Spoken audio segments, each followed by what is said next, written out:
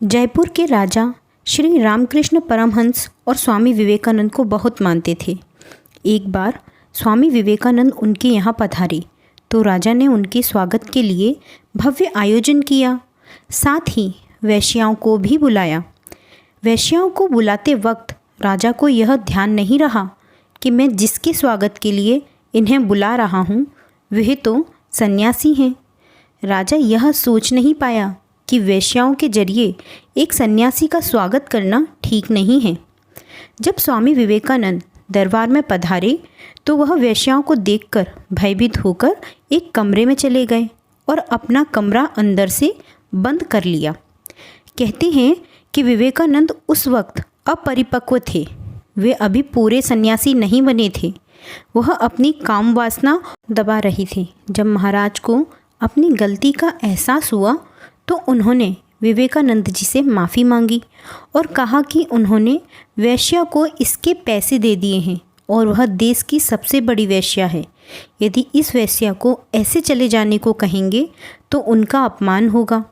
आप कृपा करके बाहर आएं। विवेकानंद कमरे से बाहर आने में डर रहे थे। कहते हैं कि वेश्या को इसकी खबर हो गई थी। इसके चलते इतने में वेश्या ने गीत गाना शुरू किया जो एक सन्यासी भाव का गीत था। गीत का अर्थ था कि मुझे मालूम है कि मैं तुम्हारी योग्य नहीं, तो भी तुम तो ज़रा ज़्यादा करुणामय हो सकते थे। मेरे राह की धूल सही, यह मालूम है मुझे, लेकिन तुम्हें तो मेरे प्रति इतना विरोधात्मक नहीं होना चाहिए। मैं कुछ नहीं हूँ, मैं कुछ भी नहीं हूँ, मैं अज्ञानी हूँ, एक पापी हूँ, पर तुम तो पवित्र आत्मा हो, तो क्यों मुझसे भयभीत हो तुम। विवेकानंद ने अपने कमरे में इस गीत को सुना। वेश्या रोते हुए गा रही थी। उन्होंने उसकी स्थिति का अनुभव किया और सोचा कि वो क्या कर रहे हैं।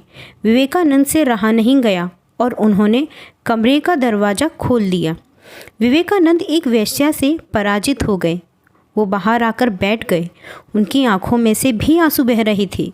कहते हैं कि फिर उन्होंने अपनी डायरी में लिखा कि ईश्वर से एक नया प्रकाश मिला है मुझे। डरा हुआ था मैं, ज़रूर कोई लालसा रही होगी मेरे भीतर, इसलिए डर गया मैं, किंतु उस महिला ने मुझे पूरी तरह हरा दिया। मैंने कभी नहीं देखी ऐसी विशुद्ध आत्मा। उस रात उन्होंने अपनी डायरी में लिखा, अब मैं उस महिला के साथ बिस्तर में सो भी सकता था और कोई डर नहीं होता। इससे उन्हें यह सीख मिली कि एक सन्यासी को साक्षी भाव में या तटस्थ रहकर मन को दृढ़ बनाना चाहिए। साक्षित्व से ही ज्ञान मिलता है। दोस्तों, यदि वीडियो अच्छी लगी हो तो वीडियो को लाइक करें और इसी तरह की और कहानी और कथाएं सुनने के लिए चैनल को सब्सक्राइब जरूर कर लें। धन्यवाद।